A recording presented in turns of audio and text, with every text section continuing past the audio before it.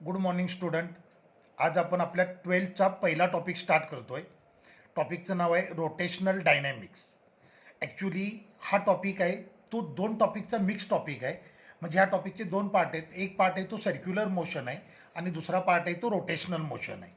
तर पहिल्यांदा आपण सर्क्युलर मोशन कंप्लीट करूयात.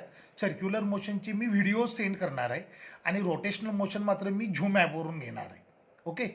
तर आता बघा, आपण 11च्या सिलेबसमध्ये motion in one dimension, motion in two dimension दोन्ही स्टडी केलेत. मोशन इन वन डायमेन्शन म्हणजे लिनियर मोशन, ते आपण ऑलरेडी स्टडी केले. आपण प्रोजेक्टाईल मोशन देखील स्टडी केले. आता 12च्या सिलेबसमध्ये आपल्याला यावर्षी स्टडी करायचे ते circular motion, rotational motion and oscillatory motion. Okay. आता बघा, पहिल्यांदा मी सर्क्युलर मोशनची डेफिनेशन सांगतो. Motion of particle along the circumference of circle is called as circular motion. Motion of particle along a circumference of circle is called as circular motion. A particle is traveling along a circumference of circle. A particle is moving along a circular track. This motion is called as circular motion. एखादा particle सर्कलच्या सर्कम्फरन्सवरून travel करतोय तर ही जी motion असते याला म्हणतात circular motion. मग आता कदाचित तुमच्या मनात असा क्वेश्चन येईल की what is the difference between circular motion and rotational motion. तर तेही मी क्लिअर करतो.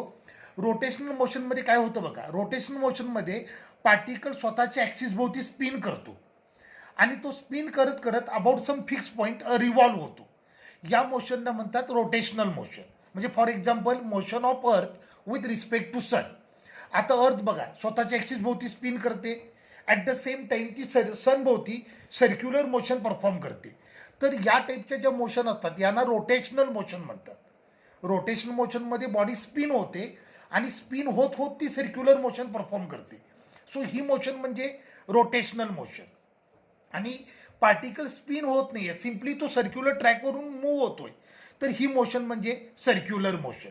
सर्क्युलर मोशनचे एक्झाम्पल असतात motion of tip of blade of fan, motion of tip of hands of a clock, motion of electron around nucleus. These are circular examples of circular motion. आता थोडंसं लक्ष द्या. एकदा हा क्वेश्चन विचारला होता, हे फॅनचं ब्लेड आहे. Okay. Motion of blade of fan, motion of entire blade of fan and motion of tip of blade of fan, both motions are same or both motions are different, असा एक question होता. तर ह्या दोन motion मी आता clear करतो की motion of entire blade of fan and motion of tip of blade of fan, both motions are different motion. Okay. टिपची मोशन वेगळी असते आणि एंटायर ब्लेडची मोशन वेगळी असते. तर आता आपण बघूयात. आता बघा, हे ब्लेड आहे. कोणतं पण मटेरियल असेल तर त्या मटेरियलमध्ये ॲटम आणि मॉलिक्यूलची रेग्युलर अरेंजमेंट असते. मग हे ब्लेड आहे, ह्या ब्लेडच्या आतमध्ये हे ॲटम किंवा हे मॉलिक्यूल रेग्युलरली अरेंज झालेत. all atoms and molecule are spinning about their own axis at all temperature except 0 Kelvin. Okay. सगळे मॉलिक्यूल असतात ते त्यांच्या मीन पोझिशन भोवती स्पिन होत असतात at all temperature except 0 Kelvin. According to convention the molecule present where crystal structure is disturb is always stationary at all temperature. मी काय म्हणतोय नीट ऐका. एक मॉलिक्यूल जो अशा लोकेशनला आहे जिथे क्रिस्टल स्ट्रक्चर डिस्टर्ब झालं आहे, तो मॉलिक्यूल कोणत्याही टेम्परेचरला स्टेशनरी असतो. आता टिपला फॅनचं ब्लेड आहे ते कट झालं आहे, बरोबर आहे. टिपला आपण त्याला कट केलं आहे, तो मेटल पीस होता त्याला आपण कट केलं आहे. याचा अर्थ टिपला क्रिस्टल स्ट्रक्चर डिस्टर्ब झालं आहे. मग टिपला जो मॉलिक्यूल आहे तो कोणत्याही टेम्परेचरला कसा असेल, स्टेशनरी असेल. मग तुम्ही ज्या वेळेला फॅन ऑन करता त्यावेळेला ह्या टिपची मोशन असणार आहे. टिपला जो मॉलिक्यूल आहे तो स्टेशनरी आहे, तो सिम्पली सर्क्युलर ट्रॅकमध्ये रिव्हॉल्व होणार आहे. म्हणजे ही मोशन कोणती झाली, सर्क्युलर झाली. तर ब्लेडची मोशन कन्सिडर केली तर ब्लेडच्या आतमध्ये मॉलिक्यूल स्वतःभोवती स्पिन होत आहेत, ॲट द सेम टाईम त्या व्हर्टिकल ॲक्सिस भोवती रिव्हॉल्व पण होत आहेत. मग ही मोशन कोणती झाली, रोटेशनल मोशन झाली. तुमच्या लक्षात आलं का. टिपची मोशन आणि ब्लेडची मोशन ह्या दोन मोशन वेगळ्या वेगळ्या. लक्षात आलं. टिपला क्रिस्टल स्ट्रक्चर डिस्टर्ब झालं आहे, त्यामुळे टिपला जो मॉलिक्यूल आहे तो कोणत्याही टेम्परेचरला स्टेशनरी असणार आहे. मग ज्या वेळेला ब्लेडची मोशन होईल त्यावेळेला हा टिपचा मॉलिक्यूल आहे जो स्टेशनरी आहे तो सिम्पली सर्क्युलर ट्रॅकवर रिव्हॉल्व होईल, त्यामुळे टिपची मोशन सर्क्युलर असेल. तर ब्लेडच्या आतमधले जे मॉलिक्यूल आहेत ते मात्र स्वतःभोवती स्पिन करत आहेत आणि हे स्पिन होणारे मॉलिक्यूल या व्हर्टिकल ॲक्सिस भोवती रिव्हॉल्व होत आहेत. मग ही मोशन कोणती झाली? रोटेशनल मोशन झाली. क्लिअर झालं? तर motion of tip of blade of fan is circular motion. Motion of entire blade of fan is motion of tip of blade of fan is circular motion and motion of entire blade of fan is a rotational motion. Motion of tip of hand of a clock is circular motion. Motion of entire hand of a clock is rotational motion. Clear झालं? आता बघा, हा circular track आहे. Initially particle is at position A, हे सर्कलचं centre. Particle is revolving along a circumference of circle in anti clockwise direction. Okay, मग ह्या पोझिशनला मी लोकेट करतो by drawing a position vector. मग मी काय केलं, पार्टिकलची ही पोझिशन आहे, या पोझिशनला लोकेट केलं with respect to centre of circle by drawing a position vector. आता मी हा जो पोझिशन वेक्टर ड्रॉ केला आहे त्या वेक्टरची मॅग्निट्यूड म्हणजे या सर्कलची रेडियस असणार आहे. आपण ऑलरेडी वेक्टरचं रिव्हिजन केलं आहे. वेक्टरला आपण ज्या वेळेला ग्राफिकली रिप्रेझेंट करतो त्यावेळेला आपण त्याला रिप्रेझेंट करतो by drawing a straight line carrying arrow at its tip. आता त्या लाईनची लेंथ म्हणजे वेक्टरची मॅग्निट्यूड असते. मग आता इथे बघा, ह्या लाईनची लेंथ म्हणजे काय आहे? सर्कलची रेडियस आहे.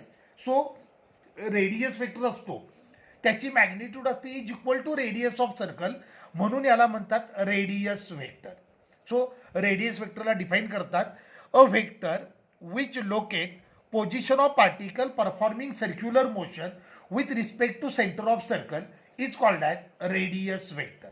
Actually it is a position vector but its magnitude is equal to radius of circle, so it is called as radius vector. आता बघा, ही पोझिशन आहे, या पोझिशनला मी लोकेट केलं bye drawing a position vector. He position आहे, या पोझिशनला मी लोकेट केलं bye drawing a position vector. तर याच्यावरून आपल्याला कन्क्लुजन ड्रॉ करता येईल की कोणतीही पोझिशन असू द्या, रेडियस वेक्टरची मॅग्निट्यूड कशी असेल? सेम असेल, which is equal to radius of circle. पण त्याची डिरेक्शन मात्र कशी असेल? व्हेरिएबल असेल. पण प्रत्येक डिरेक्शनला तो कसा ॲक्ट होईल? Along radius, away from centre. So for every direction it always act in radially outward direction. Clear झालं? So it is about radius vector. A vector which locate position of particle performing circular motion with respect to centre of circle is called as radius vector. हा जो vector आहे या वेक्टरची magnitude आहे is equal to radius of circle, so the name radius vector. बरोबर आहे? दिस vector has fix magnitude but variable direction. But for every direction it's orientation is always fix. For every position it always acts in radially outward direction. So it is radius vector. कदाचित बोर्डला 2 मार्क्ससाठी question येऊ शकतो, discuss radius vector किंवा define radius vector like that. तर आपण काय काय study केलं बघा. मी पहिल्यांदा तुम्हाला सर्क्युलर मोशनची डेफिनेशन सांगितली, त्यानंतर सर्क्युलर मोशनचं एक्झाम्पल सांगितले, त्यानंतर मी एक्सप्लेन केलं की motion of entire blade of fan and motion of tip of blade of fan ह्या 2 मोशन कशा डिफरंट आहेत. ओके, त्यानंतर आपण डिस्कस केलं radius vector. Okay, radius vector, त्याचं ओरिएंटेशन, त्याची मॅग्निट्यूड, त्याच्या डिरेक्शन. क्लिअर झालं? तर आता बघा, तुम्ही ज्या वेळेला लिनियर मोशन स्टडी करता, लिनियर मोशनमध्ये जे डिस्प्लेसमेंट असणार आहे ती लिनियर डिस्प्लेसमेंट असणार आहे. लिनियर मोशनमध्ये जी व्हिलॉसिटी असणार आहे ती लिनियर व्हिलॉसिटी असणार आहे. लिनियर मोशनमध्ये जे ॲक्सलरेशन असणार आहे ती लिनियर ॲक्सलरेशन असणार आहे. तसं जर तुम्ही सर्क्युलर मोशन स्टडी करत असाल तर सर्क्युलर मोशनमध्ये जे डिस्प्लेसमेंट असतं त्याला म्हणतात अँग्युलर डिस्प्लेसमेंट. सर्क्युलर मोशनमध्ये जी व्हिलॉसिटी असते त्याला म्हणतात अँग्युलर व्हिलॉसिटी. सर्क्युलर मोशनमध्ये जे ॲक्सलरेशन असतं त्याला म्हणतात अँग्युलर ॲक्सलरेशन. मग आता आपल्याला काही डेफिनेशन डिस्कस करायचे आहेत. Angular displacement, angular velocity, angular acceleration. Okay, आता बघा,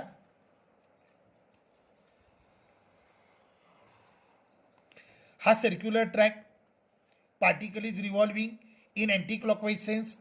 initially particle is at point A. ह्या पोझिशनला मी लोकेट केलं with respect to centre of circle by drawing a position vector. In time dt, dt याचा अर्थ डेरिव्हेटिव्ह ऑफ टाइम, म्हणजे which is very very small time. In time dt particle travel from point A two point B. This is vector R. बघा, particle A to B travel झाला in very small time dt. A to B जाण्यासाठी particle लागणारा time अगदी small आहे. आता ज्या वेळेला particle at position A होता, when particle is at position A, त्यावेळेला विथ रिस्पेक्ट टू ओरिजिन त्याचा अँगल 0 होता. तो जसा ए कडून बी कडे ट्रॅव्हल झाला with respect to centre of circle, त्यानं काहीतरी अँगल डिस्क्राईब केला, हा अँगल डी थीटा. आता बघा, पार्टिकलला ए टू बी जाण्यासाठी लागणारा टाइम अगदी स्मॉल आहे. ओके, पार्टिकलला ए टू बी जाण्यासाठी लागणारा टाइम अगदी स्मॉल आहे. मग सर्कम्फरन्सवर पार्टिकलनं जे ॲक्च्युअल डिस्टन्स ट्रॅव्हल केलं आहे ते देखील कम्पॅरेटिव्हली स्मॉल असणार. आता खूप मोठ्या सर्कलचा जर छोटा पोर्शन कन्सिडर केला तर आपण कर्वेचर निग्लेक्ट करतो आणि त्या पोर्शनला कन्सिडर करतो as a straight line. So here instead of saying curve A B, आपल्याला म्हणावं लागेल स्ट्रेट लाईन ए बी. बरोबर आहे. मग हे झालं स्ट्रेट लाईन ए बी. आता A is initial position, B is final position. A straight line path between initial and final position, that is nothing but linear displacement. बरोबर आहे. मी पुन्हा एकदा डायग्राम एक्सप्लेन करतो, नीट ऐका. Particle is performing circular motion along a circumference of circle of radius R. Initially particle is at point A, या पोझिशनला मी लोकेट केलं with respect to centre of circle by drawing a position vector. In time D T particle travel झाला from point A to point B. आता A to B जाण्यासाठी particle लागणारा time अगदी small आहे. ऑब्व्हियसली त्या small टाईममध्ये पार्टिकलनं describe केलेला angle with respect to origin हा देखील खूप स्मॉल असणार. आता पार्टिकल जो ॲक्च्युअल सर्कम्फरन्सवर ट्रॅव्हल झाला आहे ते डिस्टन्स एवढं स्मॉल असणार आहे की निग्लेक्टिंग कर्वेचर आपण त्याला कन्सिडर करणार ॲज अ स्ट्रेट लाईन. मग मला ए आणि बी ह्या दोन पॉईंटच्या मध्ये ही स्ट्रेट लाईन पाथ मिळाली.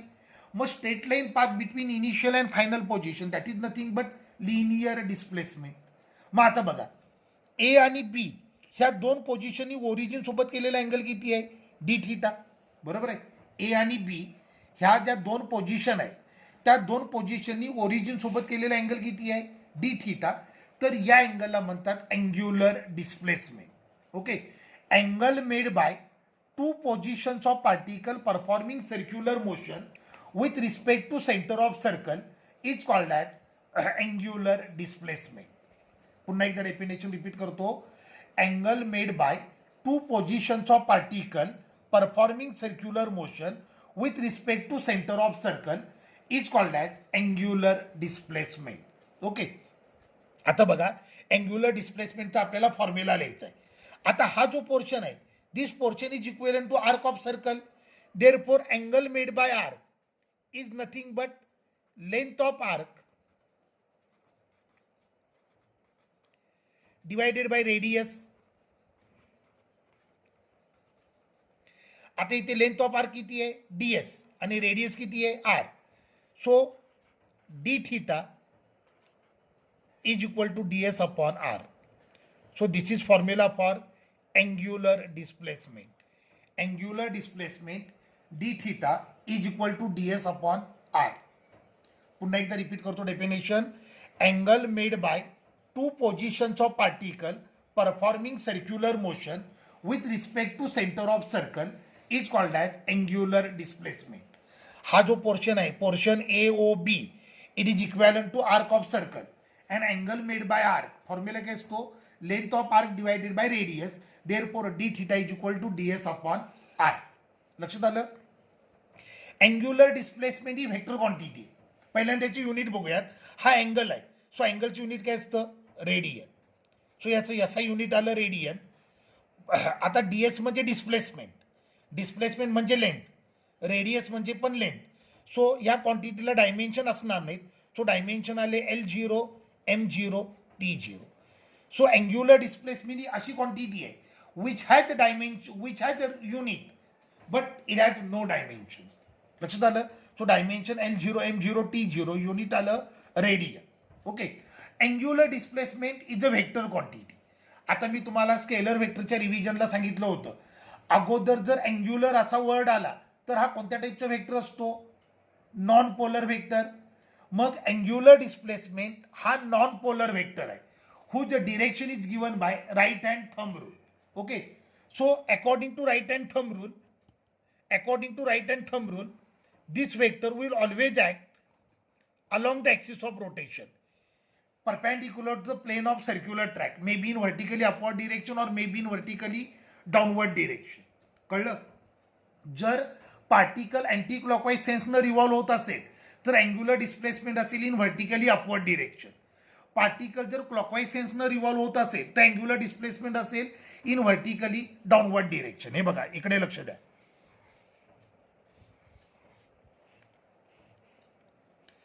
पार्टिकल अँटी क्लॉकवाईज सेन्सनं रिव्हॉल्व होतोय तर अँग्युलर डिस्प्लेसमेंट असेल in vertically upward direction, perpendicular to the plane of circle, parallel to axis of rotation. Particle जर क्लॉकवाईज सेन्सनं रिव्हॉल्व होत असेल तर अँग्युलर डिस्प्लेसमेंट असेल ते व्हर्टिकली डाउनवर्ड असेल along the axis of rotation. Clear झालं? So it is about angular displacement. Angle made by two positions of particle performing circular motion with respect to center of circle is called as angular displacement. Angular displacement formula असेल d theta is equal to ds upon r. याची unit असेल radian आणि dimension असतील L0 M0 T0. Angular असा word आलाय म्हणजे हा कोणता वेक्टर असणार? It is non polar vector whose direction is given by right hand thumb rule.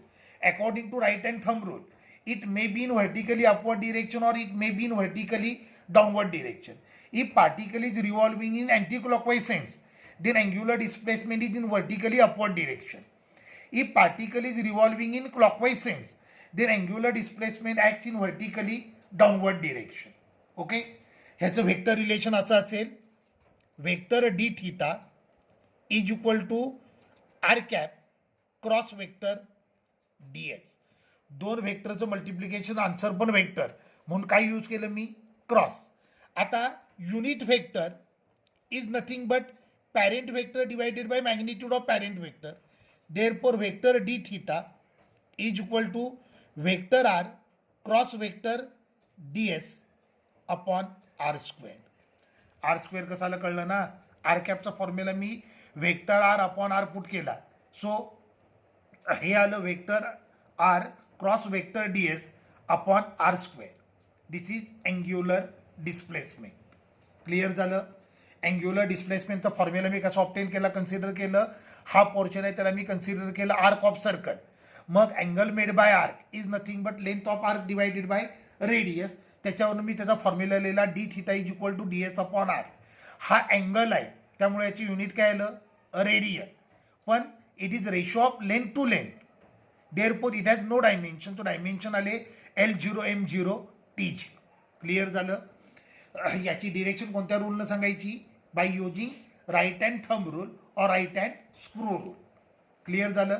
So it is all about angular displacement. आता एक लक्षात ठेवायचं, अँग्युलर डिस्प्लेसमेंट ही क्वांटिटी अशी आहे की त्या क्वांटिटीला युनिट आहे पण it has no dimensions. Unit त्याचं रेडियन पण डायमेन्शन मात्र L0 M0 T0. पुन्हा एकदा मी डेफिनेशन रिपीट करतो. ही डेफिनेशन खूप इम्पॉर्टंट आहे. So angle made bye two positions of particle performing circular motion with respect to center of circle is called as angular displacement. Clear झालं? मग आता पुढची क्वांटिटी आहे ती म्हणजे अँग्युलर व्हेलॉसिटी.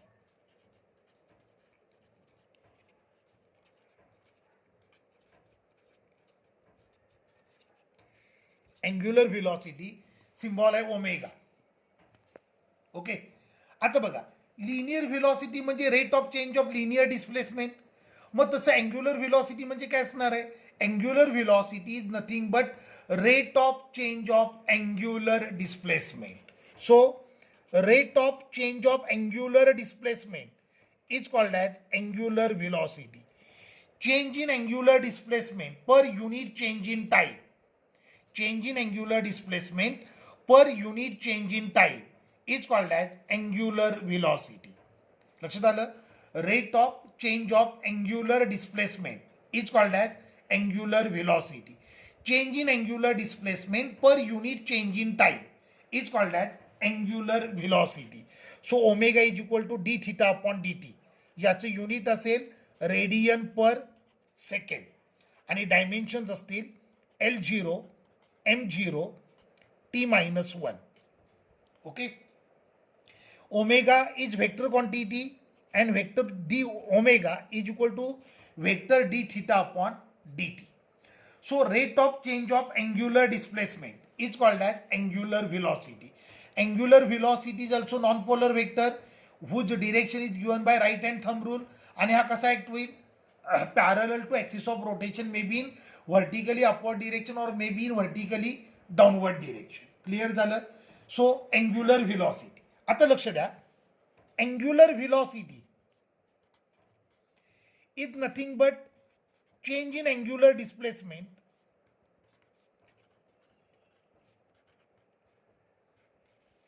upon time. आता लक्ष द्या, हे सर्कल आहे. इनिशियली पार्टिकल ए पॉइंटला होता, बरोबर आहे. ए पॉइंटला असताना त्याचा अँगल विथ ओरिजिन 0 असेल. आता पार्टिकल एक रिव्होल्यूशन कंप्लीट केला आणि पुन्हा ए पॉइंटला परत आला. अँगल कितीनं चेंज झाला असेल? 360 डिग्रीनं चेंज झाला असेल, 2 पायनं चेंज झाला असेल. Therefore omega is equal to change in angular displacement किती आलं? 2 पाय. आता एक रिव्होल्यूशन कंप्लीट झालंय. Time required to complete one revolution is nothing but time period. So it is capital T. तर हा ओमेगाचा दुसरा formula angular व्हेलॉसिटीचा.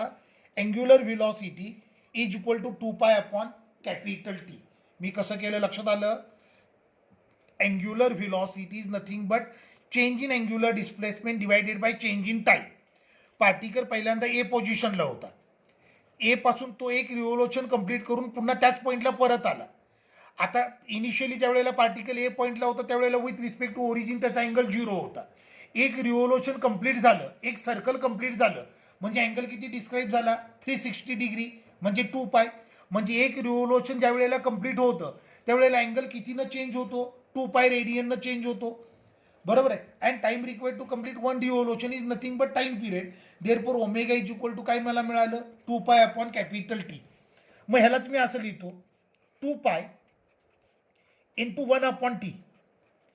Reciprocal of time period is nothing but frequency. Therefore, omega is nothing but 2 pi n. Okay. तर हे ओमेगाचे different relation. ओमेगाचा पहिला formula omega is equal to d theta upon d t. Omega is equal to 2 pi upon capital T. तिसरं relation आलं omega is equal to 2 pi n. Clear झालं angular velocity. मग आता पुढची डेफिनेशन आहे ती म्हणजे अँग्युलर ॲक्सलरेशन.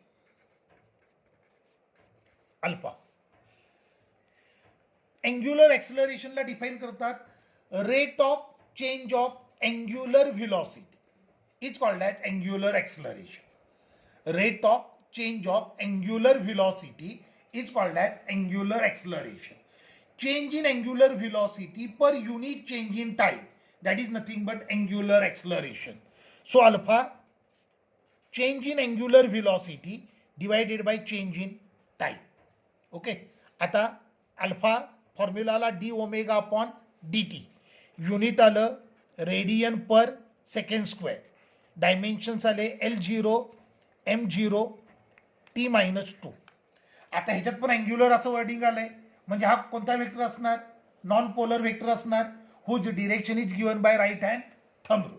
आता बघा alpha is equal to d by dt of omega, but omega is nothing but d theta upon dt. मग मी इथं पुट करतो. So alpha is equal to हे आलं d by dt of d theta upon dt. So alpha is equal to d square theta upon d t square. याला second order derivative म्हणतात. So अल्फाचा अजून एक फॉर्म्युला काय मिळाला आपल्याला? Alpha is equal to d square theta upon d t square. This is second order derivative. So अल्फाचा पहिला formula alpha is equal to d omega upon d t. हा in terms of angular velocity आहे. तर दुसरं relation आलं in terms of angular displacement. So rate of change of angular velocity is called as angular acceleration. Clear झालं. आता एक आपल्याला नीट जेईवाला point study करायचा आहे. मी असा कॉलम करतो.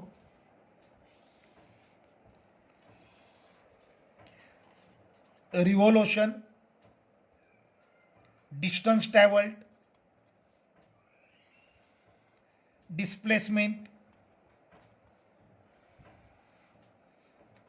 Angular displacement. ओके. आता पहिलं स्टडी करूयात one complete revolution. One revolution. Okay, लक्ष द्या. पार्टिकल ए पॉईंट पासून स्टार्ट झाला, एक कंप्लीट रिव्होल्यूशन करून तो पुन्हा ए पॉईंटला परत आला. आता या केसमध्ये डिस्टन्स ट्रॅव्हल म्हणजे काय असणार आहे? Actual length of path, that is nothing but circumference of circle. So in one complete revolution distance travel किती असेल? 2πr. बरोबर आहे ना. डिस्टन्स म्हणजे काय? Actual length of path travel by particle. आता पार्टिकल ए पॉईंटपासून स्टार्ट झाला, पूर्ण सर्कम्फरन्स एवढं लेंथ ट्रॅव्हल करून तो ए पॉईंटला पोचला. म्हणजे ज्यावेळेला एक रिव्होल्यूशन कंप्लीट होईल त्यावेळेला त्यानं डिस्टन्स किती ट्रॅव्हल केलेलं असेल? Is equal to circumference of circle. आता डिस्प्लेसमेंट किती असेल? तो ए पॉईंटपासून स्टार्ट झाला होता आणि पुन्हा ए पॉईंटलाच परत आलाय. याचा अर्थ डिस्प्लेसमेंट किती झालं? 0. इनिशियली ए पॉईंटला असताना with respect to origin angle 0 होता. एक रिव्होल्यूशन कंप्लीट झाल्यानंतर त्याचा अँगल किती झाला? 360 डिग्री. म्हणजे अँग्युलर डिस्प्लेसमेंट किती आलं? 2π. मग आता हाफ रिव्होल्यूशन. आता हाफ रिव्होल्यूशन याचा अर्थ पार्टिकल ए पासून स्टार्ट झाला आणि तो बी पॉईंटला आला. बरोबर आहे. आता हे सेंटर, ही रेडियस. बरोबर आहे. आता ए पासून बी पर्यंत आला म्हणजे त्यानं हाफ सर्कम्फरन्स ट्रॅव्हल केला. म्हणजे आता त्याचं डिस्टन्स ट्रॅव्हल किती आलं? 2πr डिवायडेड बाय 2 म्हणजे किती आलं? πr. डिस्प्लेसमेंट म्हणजे इनिशियल आणि फायनल पोझिशन मधली स्ट्रेट लाईन पाथ म्हणजे हे डिस्टन्स किती झालं? 2r. सो डिस्प्लेसमेंट आलं 2r आणि हाफ रिव्होल्यूशन कंप्लीट झालंय म्हणजे अँगल किती बनला? π. ओके. आता सपोज करा पार्टिकलचं 1/4 रिव्होल्यूशन कंप्लीट झालंय. म्हणजे आता पार्टिकल इथून स्टार्ट झाला आणि या पॉईंटला आला. म्हणजे आता पार्टिकलचं डिस्टन्स ट्रॅव्हल किती असणार? 2πr divided by 4. बरोबर, कारण हा सर्कलचा 1/4 पोर्शन आहे ना. म्हणजे पार्टिकलचं डिस्टन्स ट्रॅव्हल किती असणार? 2πr डिवायडेड बाय 4 म्हणजे किती आलं? πr upon 2. आता खूप इम्पॉर्टंट डिस्प्लेसमेंट. हे बघा, ए इनिशियल पोझिशन आहे, सी फायनल पोझिशन आहे. म्हणजे हे डिस्प्लेसमेंट झालं. आता हे आर आहे, ओ ए आर आहे, ओ सी आर आहे. According to Pythagoras theorem A C किती येणार? √2r. म्हणजे डिस्प्लेसमेंट किती आलं? √2r. आणि हा अँगल किती आला? π/2. तर हे आपल्याला नीट किंवा जेईसाठी लागेल. लक्षात आलं. पार्टिकल ज्या वेळेला 1/4 रिव्होल्यूशन कंप्लीट करतो त्यावेळेला त्याचं डिस्टन्स ट्रॅव्हल किती असतं? 2πr upon 4. कारण हा टोटल सर्कलच्या 1/4 पोर्शन आहे. म्हणजे डिस्टन्स ट्रॅव्हल किती आलं? 2πr अपॉन 4 म्हणजे πr/2. सगळ्यात इम्पॉर्टंट ते म्हणजे डिस्प्लेसमेंट. आता बघा, particle A to C travel झाला. मग ए ही इनिशियल पोझिशन आहे, सी ही फायनल पोझिशन आहे. ह्यांच्यातली स्ट्रेट लाईन पाथ म्हणजे ए सी असणार आहे. मग ओ ए आर आहे, ओ सी आर आहे. बरोबर आहे. According to Pythagoras theorem hypotenuse किती आला? √2r आला. मग डिस्प्लेसमेंट आलं √2r आणि अँग्युलर डिस्प्लेसमेंट किती आलं? π/2. क्लिअर झालं. तर ह्या व्हॅल्यू तुम्हाला अगदी तोंडपाठ असायला पाहिजेत. सो बघा, मी पुन्हा एकदा हा चार्ट तुम्हाला शो करतोय. In one complete revolution distance travel किती असतं? 2πr. Displacement 0. Angular displacement 2π. In half revolution distance travel असतं πr, डिस्प्लेसमेंट असतं 2r आणि अँग्युलर डिस्प्लेसमेंट असतं π. 1/4 रिव्होल्यूशन डिस्टन्स ट्रॅव्हल असतं πr/2, डिस्प्लेसमेंट असतं √2r आणि अँग्युलर डिस्प्लेसमेंट असतं π/2. तर आज आपण काय काय स्टडी केलं बघा. आज आपण सर्क्युलर मोशनचे एक्झाम्पल स्टडी केले. मी तुम्हाला सांगितलं की what is difference between rotational motion and circular motion. त्याच्यावर मी तुम्हाला एक्सप्लेन पण केलं की motion of entire blade of fan and motion of tip of blade of fan ह्या दोन मोशन कशा वेगळ्या असतात. त्यानंतर आपण सर्क्युलर मोशनची रिलेटेड पॅरामीटर स्टडी केले, ते म्हणजे radius vector, angular displacement, angular velocity, angular acceleration, त्यांची युनिट्स, डायमेन्शन्स, फॉर्म्युले, ते कोणत्या टाईपचे व्हेक्टर आहेत, त्यांच्या डिरेक्शन कोणते असतात ते, आणि त्यानंतर हा एक इम्पॉर्टंट चार्ट. ओके, ठीक आहे, आजच्यासाठी एवढं सफिशियंट आहे, थांबूयात. ओके.